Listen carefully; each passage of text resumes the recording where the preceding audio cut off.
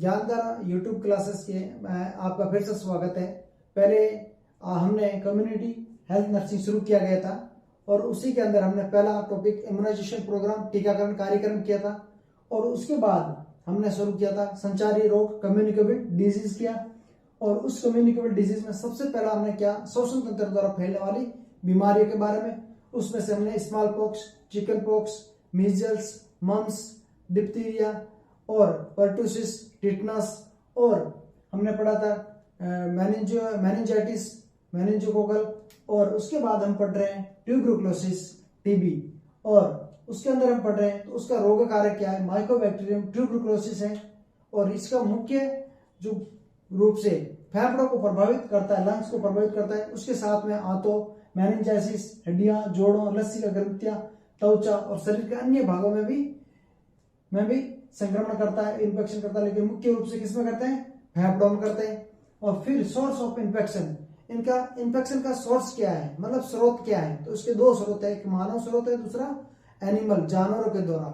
मानव स्रोत human source बोलते हैं और मानव स्रोत में वह व्यक्ति जिसके स्पुटम या थूक के अंदर कौन सा ट्यूबरकुल बैसिली प्रेजेंट हो, उसके द्वारा ही ज्यादा होने के चांसेस रहते हैं। दूसरा ओविन सोर्स, ये क्या होता है, जानवरों के द्वारा ही मानव में फैलता है, मुख्य रूप से दूध के द्वारा फैलता है। और अगला है ट्रांसमिशन, फैलता कैसे, ड्रॉपलेट इन्फेक्शन से फैलता है, हम सांस और बोलते हैं उसके साथ में जो सलाइवा का ड्रॉपलेट आता है उसी के अंदर क्या होता है प्रेजेंट, ट्यूबरकुल बैसिली प्रेजेंट होता है, उसी के द्वारा ही ये फैलता है।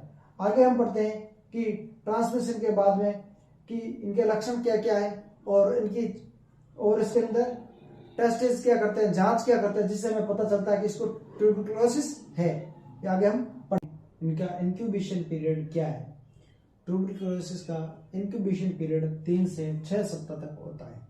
इंक्यूबेशन पीरियड क्या होता है कि tuberculosis bacteria, Mycobacterium tuberculosis bacteria जब हमारी बॉडी में एंटर करेगा, प्रवेश करेगा, वहां से लेकर के जहां तक हमारे लक्षण प्रकट होंगे, लक्षण आएंगे, वहां तक के समय को हम क्या बोलते हैं, इंक्यूबेशन पीरियड। इसमें 3 से 6 सप्ताह तक होता है। और कैस फाइंडिंग, उसकी जांच हम कैसे पता करते हैं, कैसे पता चलता है, उसमें जेल नीलसन एक होता है मीडियम, उसके द्वारा होता है, एक कल्चर के द्वारा कर सकते हैं, दूसरा हम सीविनेट के द्वारा कर सकते हैं और एक्सरे के द्वारा, और tuberculin skin test, Ziehl Neelsen stain आता है, उसके द्वारा हम कर सकते हैं। उसमें क्या होता है, जेल उसके अंदर भी वो मीडिया के द्वारा हम पता लगा सकते हैं, दूसरा कल्चर के द्वारा, और सीबिनेट आता है, वो भी एक क्या होता है, cartridge based nucleic acid amplification test होता है। इसके द्वारा डेफिनेटली पता लग जाता है कि ट्यूबरकुलोसिस है या नहीं है। तीसरा आता है, चौथा आता है एक्सरे और 5वां आता है ट्यूबरकुलिन स्किन टेस्ट। इन सब के द्वारा होता है, लेकिन इसमें हर बार क्वेश्चन किस में से आते हैं, इसलिए हम मोस्टली क्या पढ़ेंगे, हम ट्यूबरकुलिन स्किन टेस्ट पढ़ेंगे। वो कब आया था, 2007 में, 1907 में वॉन प्रिकेट द्वारा ट्यूबरकुलिन की खोज की गई। सबसे पहले 2007 में वॉन प्रिकेट द्वारा ट्यूबरकुलिन परीक्षण की खोज की गई। उसकी डोज कितनी होती है, 0.1 ml होती है, 0.1 ml होती है। और उसको देते कौन सी जगह पे, साइट जो फ्लेक्सिकल पार्ट से होता है, जो कोहनी से कलाई के बीच, ये कोहनी है और ये कलाई है, इसके मध्य पार्ट, ये मध्य भाग में इंट्राडर्मली आईडी, इंट्राडर्मली जो दिया जाता है। और इंट्राडर्मली देने के बाद उसका परीक्षण आने में कितना समय लगता है, 48 से 96 आवर्स लगते हैं, 48 से 96 घंटे लगते हैं उसके परीक्षण, या उसका जो हमने परीक्षण किया उसके अंदर जो भी कितने उसके अंदर रिएक्शन कितने mm में हुआ है, वो सब 48 से 96 घंटे के अंदर आएगा, 96 में आएगा। तो अभी हमने पढ़ा कि ट्यूबरकुलोसिस क्या होता है, वो एक रोग कारक माइकोबैक्टीरिया ट्यूबरकुलोसिस के द्वारा ही फैलता है। किसके, दो स्रोत के द्वारा फैलता है और मुख्य रूप से किसको प्रभावित करता है, फेफड़ों को करता है। तीसरा आता है कि इसके अंदर दो सोर्स है, दो सोर्स कौन से, मानव सोर्स और जंतु सोर्स। जंतु सोर्स को क्या बोलते हैं, बोविन सोर्स बोलते हैं। और पूछ रहे बोविन सोर्स किसके क्या है, वो एक जानवरों के द्वारा मानव में ट्यूबरकुलोसिस फैलता है। और ये हमने पढ़ा। और फिर हमने पढ़ा कि इंक्यूबेशन पीरियड क्या है, 3 से 6 सप्ताह होता है। कैस फाइंडिंग कैसे होता है, इसमें नील्सन स्टेंट से होता है, कल्चर से होता है, सीबीनेट से होता है, एक्सरे से होता है, ट्यूबरकुलोसिस स्किन टेस्ट से होता है। और उसके सबसे पहले खोज किसने की, 2007 में वॉन पिरकेट ने खोज की। कितने ml, 0.1 ml। और उसके वो किसका बना होता है, वो प्यूरिफाइड प्रोटीन डेरिवेटिव के द्वारा ही बना होता है। उसमें क्या होता है, प्यूरिफाइड प्रोटीन डेरिवेटिव होता है। और कहां से जगह पर लगता है, बाएं अग्रभाग की फ्लेक्सियर सतह पर कोहनी और कलाई के मध्य भाग में इंट्राडर्मल दिया जाता है। और कितना और कब इसका परीक्षण आता है, 48 से 96 हॉर्स के अंदर आता है। और मोस्टली एग्जाम में पूछे, एक ही वर्ड में पूछे तो आपको कितना, 72 हॉर्स, 72 घंटे के अंदर इसका रिजल्ट आता है। रेंज में पूछे तो आपको 48 टू 96 के बीच बताता है। और एक यही पूछे 48, 96, 72, 70, तो आपको सेलेक्ट क्या करना है, 72 हॉर्स। ये आदर्श है, ये आइडियल समय है, ये आइडियल समय है, आदर्श समय है। 72 हॉर्स तक इसका हम पढ़ते हैं, उसका रिजल्ट परीक्षण आता है। और इसके अंदर जो एक सिरिंज यूज की जाती है उसी को बोलते हैं ट्यूबरकुलिन सिरिंज। इसके अंदर पूछे कि कौन से सिरिंज यूज करते हैं, वो आती है, वो भी इसी नाम से आती है, ट्यूबरकुलिन सिरिंज। ये सिरिंज ही काम में ली जाती है, किसमें, इसके जांच के अंदर। और अब हम इनके अंदर पढ़ते हैं कि 48 या 96 घंटे के अंदर बाद में जो परीक्षण आता है, तो परीक्षण का क्या जांच करें और उसकी क्या मार्किंग रहेगी, जिसमें हम पता चलेगा ये नेगेटिव है, ये पॉजिटिव है, या सस्पेक्टेड है, संदिग्ध है। उसके लिए हम आगे देखते हैं। और इस परीक्षण में हम आगे पढ़ते हैं कि 0 से 5 तक जो सामान्य नॉर्मल में माना जाएगा। और उसके बाद यदि मार्किंग 6 से 9 के बीच में आती है तो उसको संदिग्ध या सस्पेक्टेड माना जाएगा, उसमें हम दोबारा टेस्ट करना पड़ता है। और तीसरा आता है 10 से ऊपर है तो सकारात्मक टीबी पॉजिटिव माना जाएगा। और आगे हम ये देखते हैं कि यदि 5 या 5 से ऊपर मार्किंग है और साथ में HIV पॉजिटिव है तो भी वो टीबी है, वो कंफर्म है। और तीसरा अंग प्रत्यारोपण, यदि किसी ने अंग दूसरे से प्राप्त किया, जैसे किडनी ट्रांसप्लांट करते हैं यदि, और उसके साथ मार्किंग 5 आ गई, तो उसमें क्या होता है कि उसमें भी टीबी पॉजिटिव माना जाएगा। क्यों माना जाएगा कि अंग प्रत्यारोपण करते हैं ना, तो उस टाइम ऐसी दवाएं दी जाती है जिसमें हमारी इम्यूनिटी पावर को कम किया जाता है, उसको बोलते हैं इम्यूनो सप्रेशन ड्रग। तो वो ड्रग दवाएं दी जाती है जिसकी वजह से क्या हमारी अपनी इम्यूनिटी पावर है कम हो जाती है। और उसी टाइम हम यदि टीबी का जांच करेंगे तो उसमें 5 mm पाया मार्किंग हुई तो भी वो टीबी पॉजिटिव पाया जाएगा। और अगला है कि यदि मार्किंग 5 आई और उसके साथ में वो 1 महीने से ज्यादा समय तक प्रेडनिसोलोन ड्रग काम में ले रहा है, पर कितना 15 mg पर डे, यदि वो ड्रग 1 महीने से ज्यादा ले रहा है तो भी वो टीबी पॉजिटिव माना जाएगा। क्यों माना जाएगा कि प्रेडनिसोलोन क्या होती है, एक कोर्टिकोस्टेरॉइड ड्रग है, वो भी क्या करता है, इम्यूनिटी पावर को कम करता है। वो यदि 15 mg पर डे ले रहा है तो मतलब इम्यूनिटी पावर कम कर रहा है, और इम्यूनिटी पावर कम कर रहा है। और उसके साथ में हम यदि 5 mm की मार्किंग यदि ट्यूबरकुलिन टेस्ट करते हैं उसमें पाया जाता है तो उसमें टीबी पॉजिटिव माना जाएगा। यहां तक आपको समझ में आ गया कि ट्यूबरकुलिन क्या होता है। ट्यूबरकुलिन सबसे पहले 2007 में 2007 के अंदर उसकी शुरुआत की गई थी। और उसके बाद के अंदर उसकी डोज कितनी, 0.1 ml काम में ली जाती है। और 0.1 ml वो कैसे इंट्राडर्मल ली जाती है।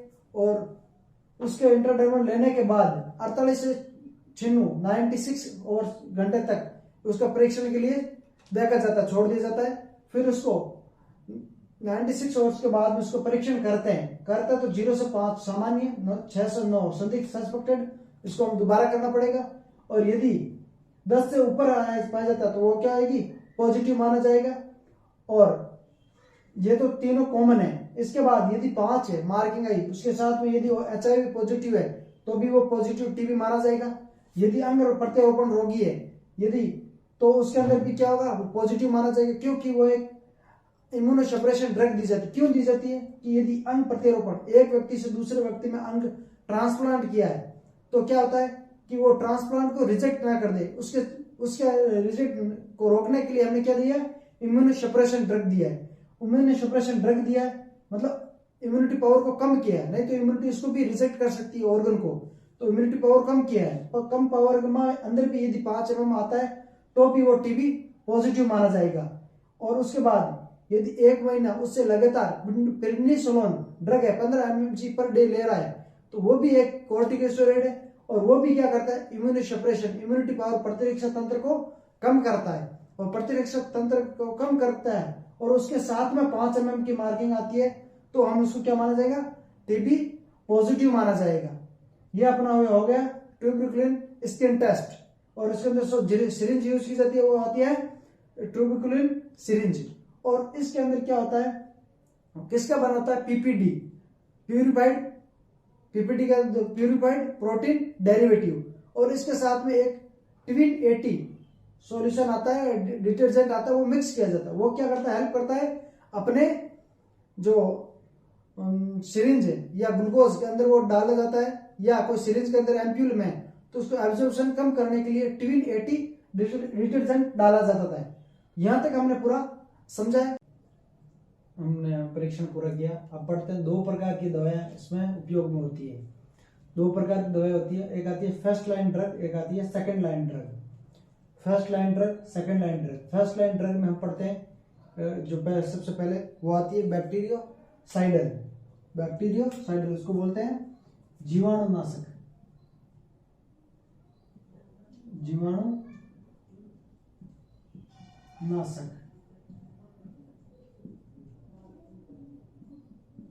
बैक्टीरियोसाइडल। ये क्या होता है, ये दवाइयां क्या करेगी, जो बैक्टीरिया है, माइकोबैक्टीरियम ट्यूबरकुलोसिस है, उसका नष्ट करेगी और उसको नष्ट करेगी। ये आती है बैक्टीरियोसाइडल। एक आती है ड्रग बैक्टीरियोस्टैटिक। वो क्या करती है, जो बैक्टीरिया की ग्रोथ है उसको रोकती है, न कि उसको नष्ट करती है। वो आती है बैक्टीरियोस्टैटिक।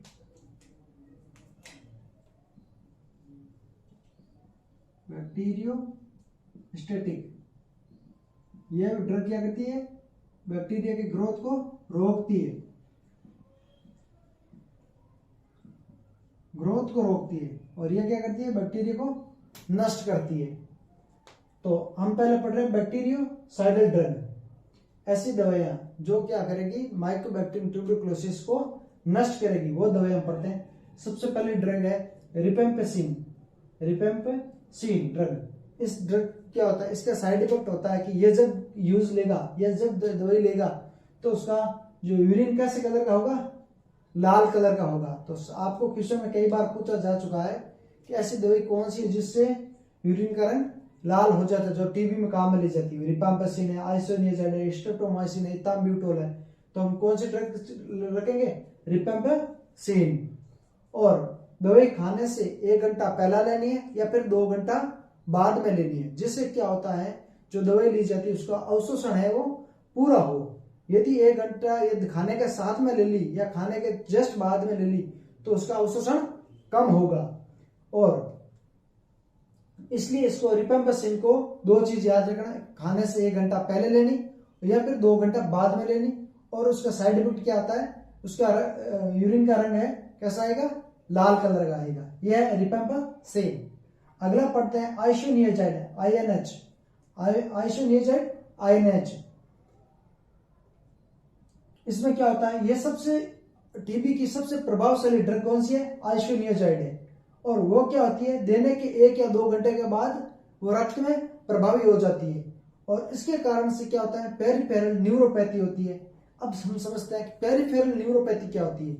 जो एक्सट्रीमिटी है वो काम करना धीमा कर देती है। जैसे कोई चीज को हमने टच किया तो गर्म है लेकिन हमको पता लगने में थोड़ा टाइम लगेगा, और उसको हाथ वहां से तंत्रिका तंत्र का टच किया जाएगा और वापस हाथ हटाने में उसमें वहां पर हमको क्या लगेगा, समय लगेगा। उसी को बोलते हैं पेरिफेरल न्यूरोपैथी। उसमें क्या होता है, पेरिफेरल जो नर्व सिस्टम होता है, तंत्रिका तंत्र होता है, उसमें कार्य वो धीमा हो जाता है।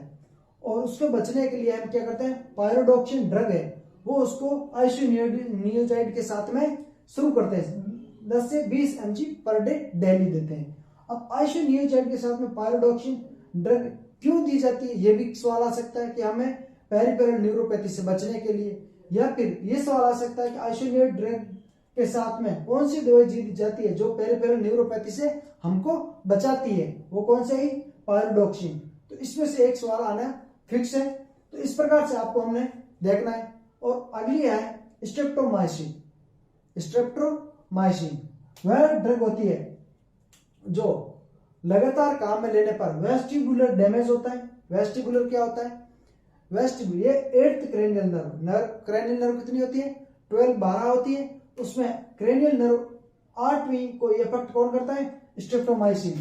तो आपको यह भी ध्यान रखना है कि कौन सी नर्व को इफेक्ट करता है, C8 को करता है, क्रेनियल नर्व 8 को अफेक्ट करता है, प्रभावित करता है। और वेस्टिबुलर डैमेज क्या होता है कि अपने कान के अंदर वेस्टिबुलो कोक्लिया एक पार्ट होता है कान का, वो क्या करता है, वेस्टिबुलर क्या करता है, हमारे शरीर के संतुलन को बनाए रखता है, किसी संतुलन को बनाए रखता है। और कोकिला क्या होता है, जो कि संतुलन के साथ साथ में उसको सुनने में भी हेल्प करता है। तो वेस्टिबुलर डैमेज होता है, तो वेस्टिबुलर डैमेज होगा तो चलने में उसको संतुलन नहीं होगा, उसको चक्कर आए जैसा महसूस होगा। और साथ में क्या होता है, नेस्टिगमस होता है। ये क्या होता है, ये कि आंख की जो पुतलियां होती है वो इधर और इधर दौड़ती रहेगी, वो भी इसमें, और बहरापन, सुनना कम हो जाएगा। तो स्ट्रेप्टोमाइसिन ड्रग काम में लेने के साथ में उनके साइड इफेक्ट क्या है, वेस्टिबुलर डैमेज हो जाता है, शरीर का संतुलन सही बनाना ही रहता है। दूसरा नेस्टिगमस, आंखों की पुतली इधर से उधर घूमने लगती है। और तीसरा आता है बहरापन, उसके अंदर बहरापन हो जाता है। तो इनके जो ये मेनली साइड इफेक्ट है वो आपको याद रखना है कि कौन सी ड्रग से कौन सा साइड इफेक्ट होता है। तो हमने पढ़ा first line second line drug, उसमें से पहले की पढ़ी हम जीवाणुनाशक बैक्टीरियोसाइडल दवाई जो बैक्टीरिया को नष्ट करती है, उसमें हमने पढ़ा रिपैम्पिसिन। रिपैम्पिसिन क्या करता है, यूरिन का रंग उसमें लाल हो जाता है। दूसरा, उसमें खाने से 1 घंटा पहले या 2 घंटा बाद में लेनी है, क्योंकि वो दवाई के अवशोषण को कम, क्योंकि खाना दवाई के अवशोषण को कम कर देता है, इसलिए।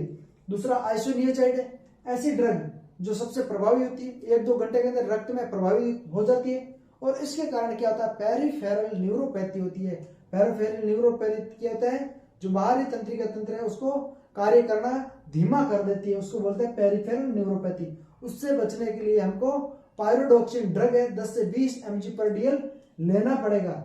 और अगली आती है स्ट्रेप्टोमाइसिन। वो क्या करती है कि अपने क्रेनियल नर्व जो कितनी होती है, 12 होती है, उसमें से 8वीं क्रेनियल नर्व को अफेक्ट कौन करता है, स्ट्रेप्टोमाइसिन। उससे क्या होता है, अपने वेस्टिबुलर डैमेज हो जाता है, जिससे हमारा शरीर का संतुलन सही बना नहीं रहता। और साथ में नेस्टिगमस, आंख की जो पुतलियां होती है इधर से उधर घूमना स्टार्ट हो जाती है, और साथ में उसमें बहरापन हो जाते हैं। और अगले हम ड्रग पढ़ते हैं इसी जीवाणुनाशक बैक्टीरियोसाइडल की। आगे हम पढ़ते हैं पायराजिनामाइड। तो हमने 4 ड्रग पढ़ी है, पहली रिपैम्पिसिन, आइसोनियोजाइड और स्ट्रेप्टोमाइसिन और पायराजिनामाइड। ये चारों ड्रग क्या होती है, वो आती है अपनी बैक्टीरियोसाइडल जो जीवाणुनाशक होती है। और 5वीं ड्रग आती है इथाम्ब्यूटोल। ये ड्रग होती है बैक्टीरियोस्टैटिक, जो बैक्टीरिया की ग्रोथ को रोकती है, न कि उसको नष्ट करती है, सिर्फ रोकती है। इसके कारण से क्या होता है, रेट्रोबल्बर न्यूराइटिस होता है। रेट्रोबल्बर न्यूराइटिस क्या होता है, वो आंखों की जो तंत्रिका तंत्र है उसको प्रभावित करता है, जिससे क्या होता है, सडन लॉस ऑफ साइट, अचानक दिखना बंद हो जाता है। वो होता है किससे वजह से होता है, इथाम्ब्यूटोल ड्रग से। तो हमने ड्रग पढ़ ली फर्स्ट लाइन और सेकंड लाइन। सेकंड लाइन के जो ड्रग्स है वो इंपॉर्टेंट इतनी नहीं है, क्वेश्चन के माध्यम से देखें तो फर्स्ट लाइन ड्रग की जो आती है, सबसे पहले हम रिपैम्पिसिन पर पढ़ा, उसमें लाल रंग का रक्त आता है, वो इसका एक लाल रंग का जो यूरिन आता है वो उसी के अंदर पहला क्वेश्चन बनता है। दूसरा हमने वो 1-2 घंटे के बाद, 1 घंटा पहले या 2 घंटा बाद में लेना है, क्योंकि वो खाने के साथ लेने से क्या होता है, उसका अवशोषण कम हो जाता है। दूसरा हमने पढ़ा आइसोनियोजाइड। आइसोनियोजाइड सबसे प्रभावी ड्रग होती है, वो 1 या 2 घंटे में रक्त में प्रभावित हो जाती है। और उसके अंदर क्या होता है कि पेरिफेरल न्यूराइटिस होती है, जो बाहरी तंत्रिका तंत्र है उसके अंदर, उस तंत्रिका तंत्र प्रभावित होती है, जिसमें क्या कोई चीज हम टच करेंगे ठंडा महसूस होगा तो हाथ हटाने में उसमें टाइम लगेगा, तो उसमें गति वो धीमी हो जाती है तंत्रिका तंत्र की। और उसके बाद में हमने पढ़ा कि स्ट्रेप्टोमाइसिन। स्ट्रेप्टोमाइसिन क्या होती है, वो एक ड्रग होती है 8th क्रेनियल नर्व, जो 12 होती है क्रेनियल, उसमें 8th क्रेनियल नर्व को इफेक्ट करता है। उसमें आता है वेस्टिबुलर सिस्टम है, जो संतुलन बॉडी का बना कर रखता है, उसी का डैमेज हो जाता है, और उसके साथ साथ में उसमें बहरापन भी आ जाता है। तो ये हमने उसके साथ में पढ़ा। और नेस्टिगमस भी आता है, उसमें क्या होता है, आंखें ऐसे से रोटेट करती रहती है बार बार, वो किसका लक्षण है, स्ट्रेप्टोमाइसिन का है। चौथी हमने पायरेजिनामाइड, पांचवी इथाम्ब्यूटोल बैक्टीरियोस्टैटिक होती है। और सवाल ये भी आ सकता है कि बैक्टीरियोस्टैटिक ड्रग कौन सी है, इथाम्ब्यूटोल, आइसोनियाजाइड, रिफाम्पिसिन, स्ट्रेप्टोमाइसिन। तो आपको क्या करनी है, इथाम्ब्यूटोल चूज करनी है, सिलेक्ट करनी है। और उसके कारण से कौन सा साइड इफेक्ट क्या है इसका, रेट्रोबल्बर न्यूराइटिस है। यह क्या करती है, आंखों की तंत्रिका तंत्र को प्रभावित करती है। और उसमें यदि रेट्रोबल्बर ज्यादा होता है तो उसमें क्या होता है, सडन लॉस ऑफ साइट, अचानक दिखना बंद हो जाता है। तो आज हमने यहाँ तक पढ़ा है, और आगे हम पढ़ते हैं नेक्स्ट क्लास में। धन्यवाद।